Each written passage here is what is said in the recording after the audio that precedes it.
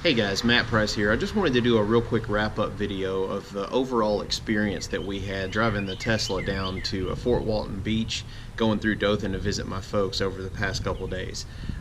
As you all know, if you're driving a regular gasoline-powered car, no big deal. You fuel up, you hit the road, you pull up Waze or your favorite navigation app, and you really go until the fuel light comes on, you pull off, take a restroom break, top off the tank with gas, and you keep going. Well, in the Model S, it's a little bit different story since it's 100% electric. So what we did is, starting on Saturday, we were at 100% here at the house in Marietta, Georgia. And one of the phenomenal things about the Tesla is the built-in navigation system. Not only is, the screen ginormous, 17-inch screen, you could put the navigation on. It's beyond overkill. But what's really awesome about it is it's intelligent because it will route you automatically through the nearest supercharging station if you need it.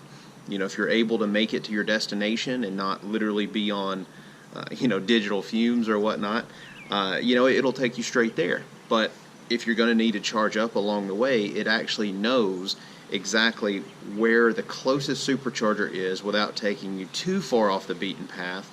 And it will tell you exactly how long you need to stay at that charging stop in order to make it to either A, the next supercharger, or B, your final destination, which I think is pretty badass. So we headed out from Marietta. It routed us through, of all places, Auburn, Alabama. If you guys know anything about me, I'm a diehard Alabama fan, so this was behind enemy lines. I mean, we're sitting there with our Alabama gear on. I know personally I had an Alabama t-shirt on. The wife had one on the way back that says I'd rather be lost in Tuscaloosa than caught dead in Auburn, Alabama, which was funny since she had to go stroll through the mall for a little bit while we charged up. But all in all, we made it there to Auburn, and I'm going to post the mileage, distance that it was from Marietta to Auburn. But we made it there with about 47%, so barely used half a charge to go from Marietta, going about 70 all the way to Auburn, Alabama.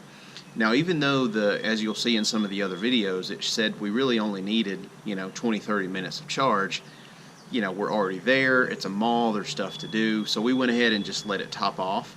That way, when we got to Dothan, we'd have plenty of extra charge for, running around town, giving a couple folks a ride in the car since they've never seen it. And also, just in case we weren't able to, put together a charging solution in Dothan. And I'll talk to you guys more about that in a follow-up video of what I came up with. So we made it to Dothan just fine. No issues with charge whatsoever. And, one of the biggest variables that you'll notice, if you do drive an electric vehicle is speed. It's totally different than a gasoline engine. Well, I say totally different. They're somewhat related. Just like in a gasoline engine, you go from 60 miles an hour cruising on a back road up to 80 miles an hour on an interstate. You don't get anywhere close to the same gas mileage. So in that regard, they actually are very similar. Same thing with an electric car. If you're going 55 miles an hour on a relatively level grade, not a lot of hills, you get a watt hour, watts per hour essentially that you're using. Versus if you're trying to keep up with traffic in Atlanta and you're going 80 miles an hour, it really does suck up a lot of extra juice. So just to play it safe, we rode about 70 miles an hour pretty much the whole trip. On the interstate, when the speed limit's 70, sure, that was a little slow, but it wasn't bad. We weren't completely blown off the road by traffic, but there were quite a few people who passed us, of course. But the second leg of the trip down to Dothan, you're mostly talking 65 mile an hour speed zone, so it was just fine. When we got to Dothan, of course, visited with the folks, juiced up overnight, and again, I'll show you the situation that I rigged up there, and basically it was taking a NEMA 1460 outlet on the wall, converting it to a NEMA 1450, coupled with a 30-foot long extension cord, and then finally coupled with the mobile charger that comes with the Tesla. We were able to pump in about 18 miles per hour of distance into the car. So overnight charging was a non-issue. We were 100% ready to go, fully juiced up on Sunday morning whenever we headed down to Fort Walton Beach. Now, the interesting thing, on the way back, so going down to Fort Walton from Dothan with 100% charge was no big deal. We made it there just fine. We charged up just a little bit while we were down there just to support running around. And on the way back, we knew we were going to have to go through Defuniak Springs, Florida, which is actually a Tesla Supercharger location. And I'm going to show you guys a picture or two. There is absolutely nothing in Defuniak Springs, Florida. It's a real small town, and in my opinion, especially if it was night, it would be sketchy as all get out. But, you know, we knew that we were going to have to completely charge up in Defuniak Springs. We needed 100% charge there so that we could go through Dothan and then make it all the way back to Auburn to charge up one final time to get all the way back to Marietta. Now, you know, you hear all these charging stops and time, and you really think about it, it's not that different than a regular gasoline engine as far as the number of stops. The only difference is how long you have to stay at each stop. Because when you think about how many tanks of gas we would have gone through based on the mileage, I'm guessing 3, if not 4, easy, you know, throughout the entire trip from Marietta to Dothan to Florida, back from Florida through Dothan, back to Marietta. That's a pretty long haul, complete round trip. So as far as the frequency of stops, no different than if we were using a regular car. With the Supercharger, normally, from what we experienced, a full hour would nearly top you off. And you know, like others have reviewed, one of the really cool things about the Supercharger is for the first 30 minutes or so, 35, maybe 40 minutes or so, the thing flies. You know, you get tons of charge very, very quickly, and then it will start to taper off, you know, as it nears a full charge. So towards the tail end of that, you will have to wait a little bit longer if you're trying to get to 100%. But that's one of the other nice things is you don't necessarily have to get there if you don't need it, because it will tell you exactly how long you need to charge to reach your final destination or the next charging station. So to Defuniak Springs, we top off. We go grab a bite, you know, for breakfast. We go back through Dothan. We stayed on I-10 for a short while, which was 70. And then we got off on some of the back roads going up through Slocum and then finally landing in Dothan, which was actually 55-mile-an-hour zones, so we cruised at 60. So we get to Dothan, and we had about 61, 62% battery, and I charted in going on to Auburn, and the GPS came up and said we could make it, we would have 6% battery left when we got there, and to make sure that you drove under 55 miles an hour to reach your destination. So obviously I was a little worried. I'm like, well, you know, I've got the wife, a daughter, and a dog. The last thing I would want to do on an 80-degree day is run out of battery on the middle of the highway. So we get there, we load everybody up, and you know, we charge at my parents' house for maybe 20 minutes. Nothing substantial, nothing even worth mentioning, honestly. Probably gave us maybe a percent, maybe 2. Now the interesting thing on the way back from Dothan back to Auburn, like I said, it started off saying we had 6%, or we were anticipated to have 6% when we got there. We started off cruising, you know, around 70, and you know, that little warning message kept coming up. You know, it said you need to maintain speeds lower, and it's first off, it started at 60. It said, you know, drive 60 or below in order to reach your destination. You know, and at first, you know, obviously I was a little nervous since this was the first trip that I've taken with the car on a highway, but we still were cruising around 70. So it went from showing 7% down to 6. And it, you know, kind of went back up to 70 or 7% when we were making our way out to the highway. So I'm like, okay, we should be good. Well, when it dropped a percent, naturally I'm like, all right, so let me drop it down to 65. So we cruised at 65. And, you know, we go for a while. And if you've ever driven the stretch from Dothan up towards Auburn, it is absolutely full of hills. So you've got inclines, you've got declines. And at one point, it went down to 5%. So at one point it actually said we would make it if we followed directions and kept it below 55, and we would get there with 5% battery. So from that point forward, the whole trip was 60 miles an hour or 55 miles an hour. Now, that may sound crazy slow, but also if you know the back road to get to Auburn, the way the GPS routes you, it's all 55-mile-an-hour zones anyway. So cruising at 55 and 60 was no big deal. So long story short, or trying to shorten it up, we get to Auburn, we have 7% left.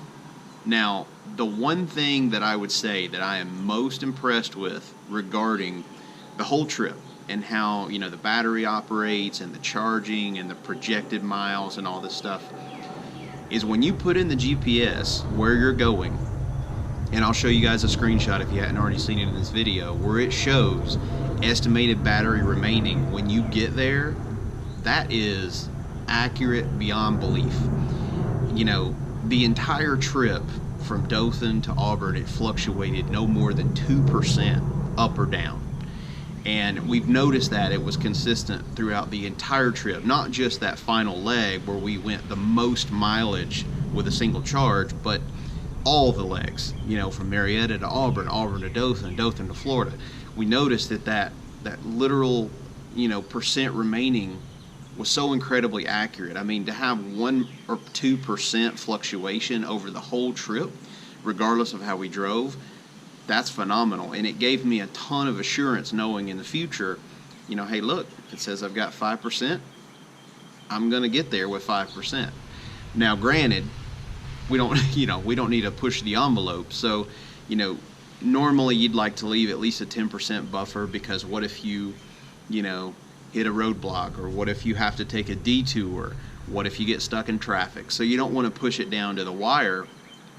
But I guess my point in summarizing all this, you know, it was so accurate that it really removed any of the range anxiety that I did have there for a while. And when we got to Auburn and had 7% left, I'm like, all right, well, great. You know, it started at 7, went down to 6, at one point went to 5 during the real hilly areas. But once we planed out, you know, some of the back roads, and it wasn't such a, you know, altitude adjustment back and forth, you know, we went all the way back up to 7 and we made it just fine. And then from Auburn to Marietta was no big deal. We had like 35% when we got here. So, and the other general statement I'll make too, don't associate percent in something like a Tesla with percent on your iPhone or your Android. It is not in the same ballpark, not on the same planet.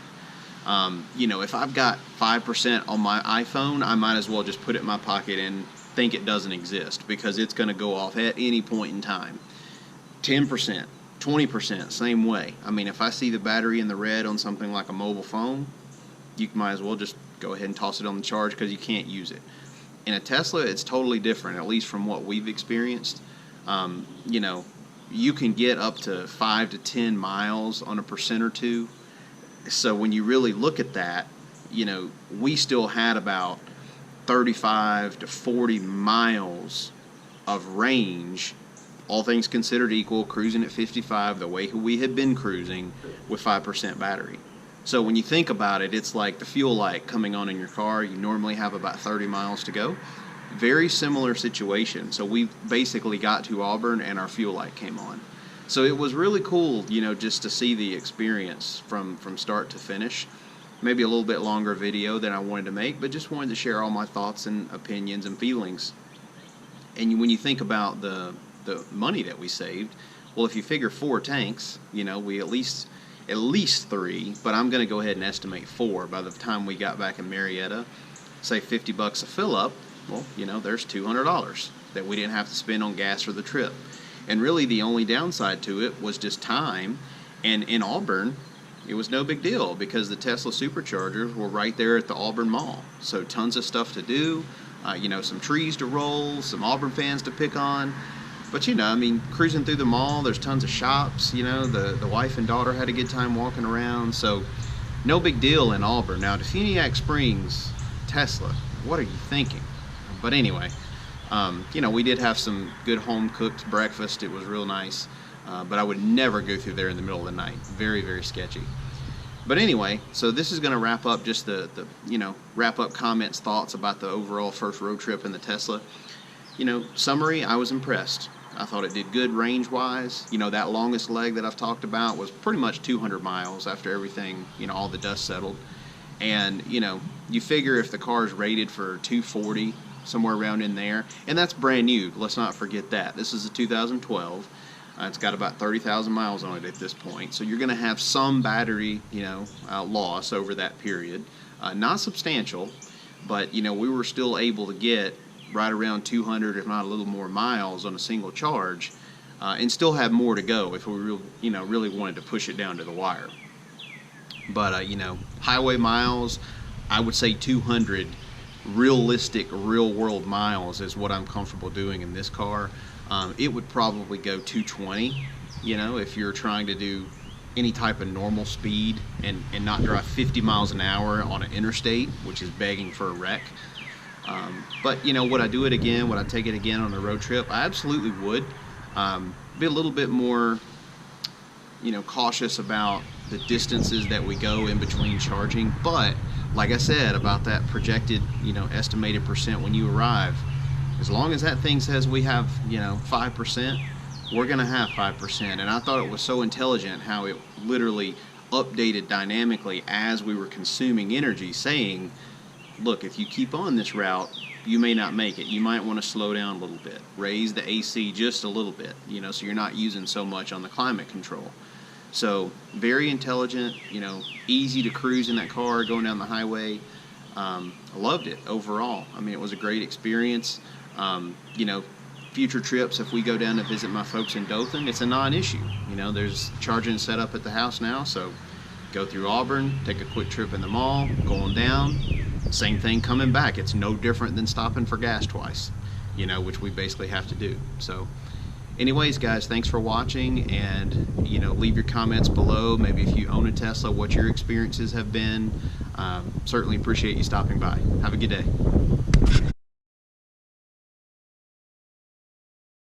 Guys, wanted to do a real quick review video of the first leg of this two-part trip to Dothan, Alabama to visit the folks, and then we're going to head on down to Fort Walton Beach to visit a good buddy. We're making our first stop at the Auburn, Alabama Tesla Supercharger. I apologize if you hear the dog panting in the background. That's our dog Dakota riding with us. But just kind of wanted to give you guys a quick update on how the trip's been going so far.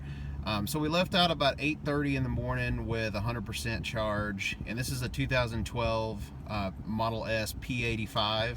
It's got about 29,000 miles on it now. And when we first got here, we've been supercharging for not that long, maybe about 5 or 10 minutes. You can see we're at 55%.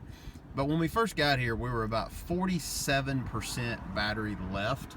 And I've come to realize that you can either change this to view the percent battery you have left or the rated miles. I much prefer going off of the display on the main screen, where it actually gives you the mileage that you should be able to go based on several different calculations. So this is what I'm talking about here. You can kind of equate this to your miles per gallon and your distance to empty gauge that you've got on regular cars. And basically this takes into account several different things. You've got, climate control that you're running, you've got radio, the speed is of course the biggest variable. We've pretty much been cruising at 70 miles an hour this whole trip, which, on the interstate where there's a 70 mile an hour limit, it's kind of slow, but it's not really that big a deal. It wasn't that bad coming down. So the rest of this trip will be speed limit 65, so 70 would be perfect. So the whole trip will basically be cruising on 70, and you can see that the average over the past 30 miles and pretty much the average for the whole trip has been right around 300 watt hours per mile is basically what that is. You can equate that to miles per gallon, like I said, in a regular car. But you can see, it's projecting we still got about 141 miles to go. And you'll notice that the GPS and the navigation is super intelligent. It actually says estimated charge time. We've got about 15 minutes left if we really wanted to just do a quick pit stop that we have to charge before we can make it to Dothan, Alabama, or technically Midland City. So you can see right now the projected battery percent in Dothan at this present point in time is 0. Well, obviously that's no good. So that's why it's saying you need to charge 15 more minutes, and that'll leave us a buffer of around 15 to 20% battery when we finally get there. Don't like to cut it super close, so we're going to charge more than 15 minutes.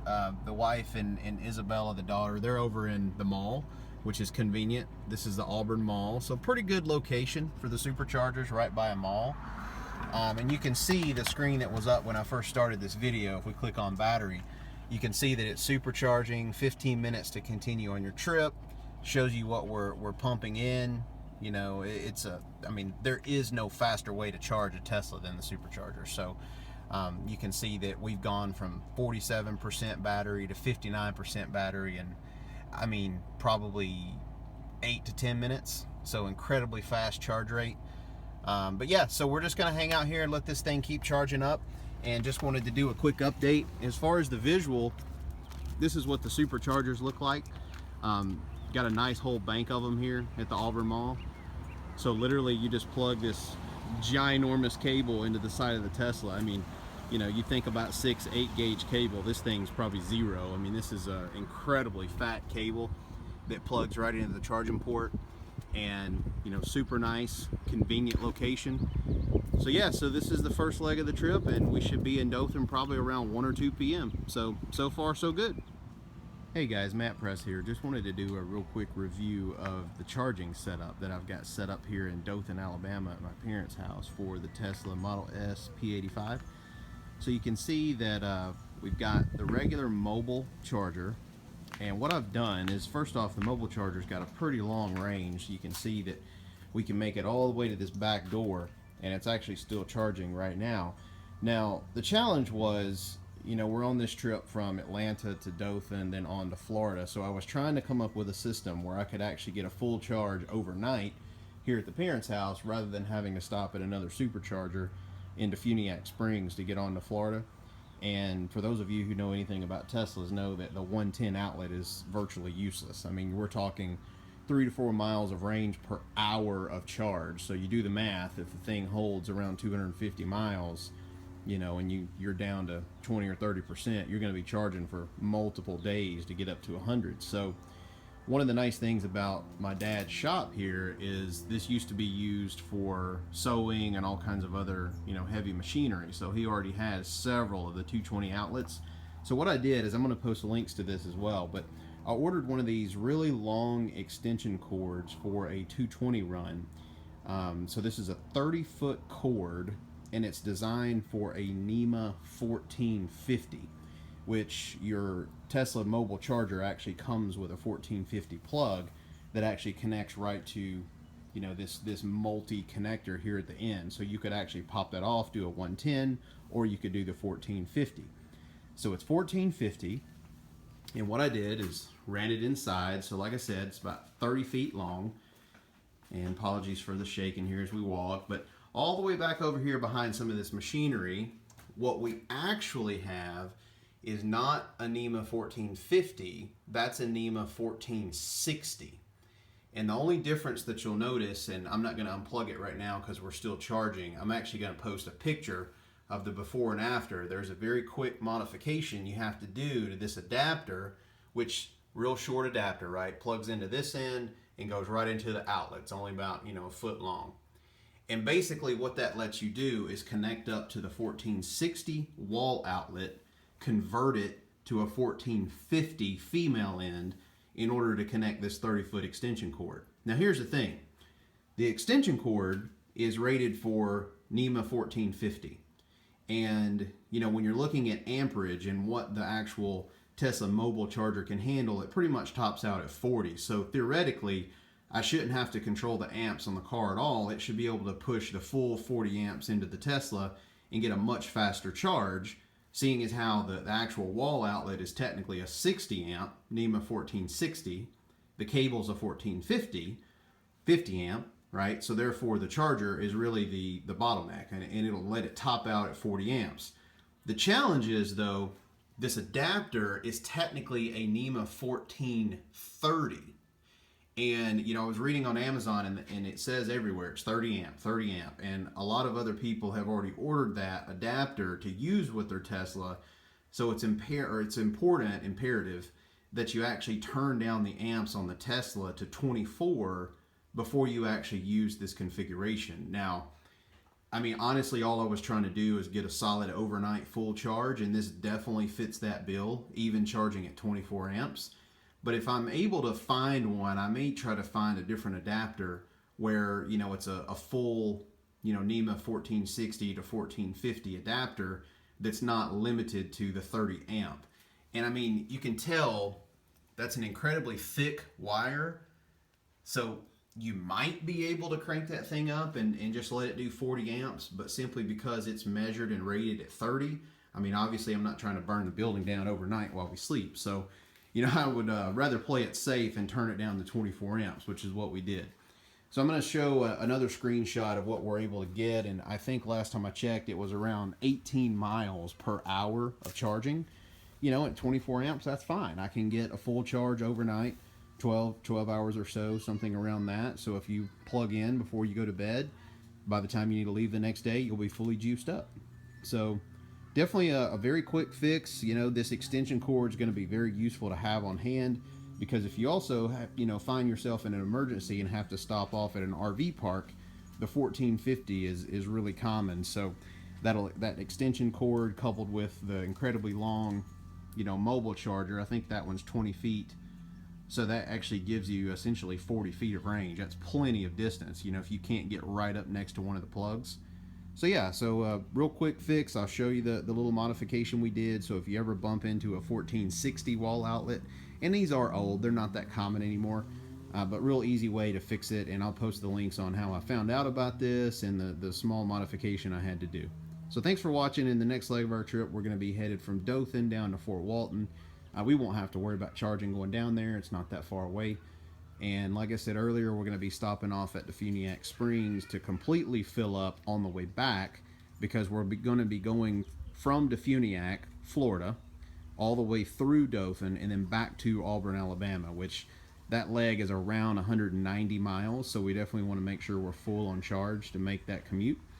So yeah, thanks for following along with the journey here on this first road trip in the Tesla Model S. Thanks for watching. Have a good day.